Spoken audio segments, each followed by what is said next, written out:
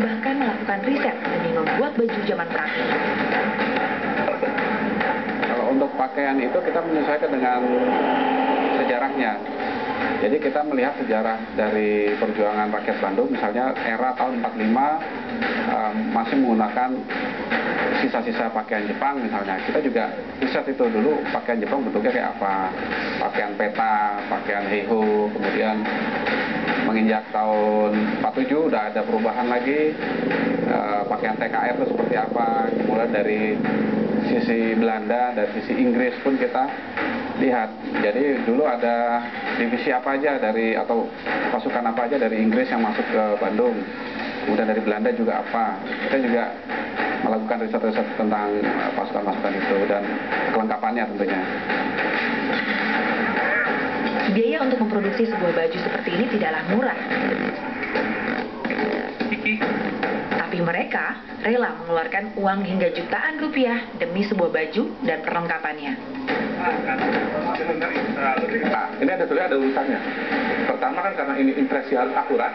Pertama-tama yang harus kita lakukan namanya penelitian dulu, research dulu ya. Kita cari dari berbagai sumber, bisa dari internet, dari buku, atau nggak mungkin kita tanya langsung ke pelaku sejarahnya bisa, ya. Setelah kita yakin baju yang akan kita buat itu akurat 100%, baru kita buat atau kita cari. Sebenarnya ada berbagai cara macam sih ya untuk bisa kita dapatkan seragam. Paling gampang beli memang. Via internet bisa, atau via seller lokal juga ada. Tapi kalau buat saya pribadi ada tantangan sendiri kalau kita bisa buat sendiri. Di Bandung sih, kalau di Bandung sendiri gitu dia ada gitu jadinya kreatifnya anak-anak aja gitu jadinya. Misalkan kayak pangkat, kita ke Kuningan Pak bikin seperti ini buat anak-anak, misalkan beberapa biji gitu begini gitu jadinya. Terus kain juga ada gitu, jadi tinggal kita inisiatif sendiri-sendiri gitu.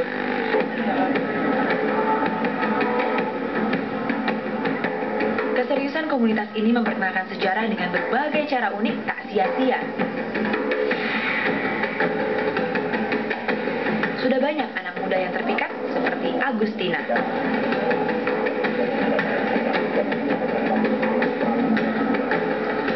Saya tertarik bergabung di komunitas ini pertama karena saya melihat komunitas ini mengemas sejarah dengan cara yang lebih menyenangkan. Jadi anak-anak muda seperti kita pun tidak merasa bosan dan bahwa komunitas ini membangun kita untuk semakin mengenal sejarah para pejuang.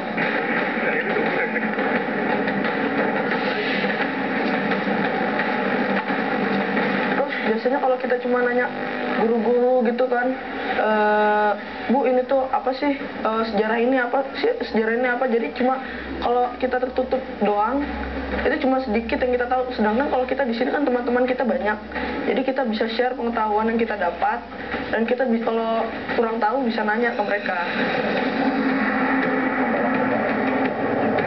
Bangsa yang besar adalah bangsa yang mencintai dan menghargai sejarah bangsanya.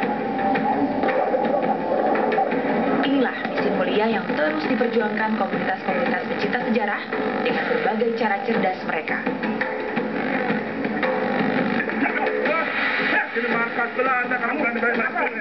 Sejarah itu sangat penting ya.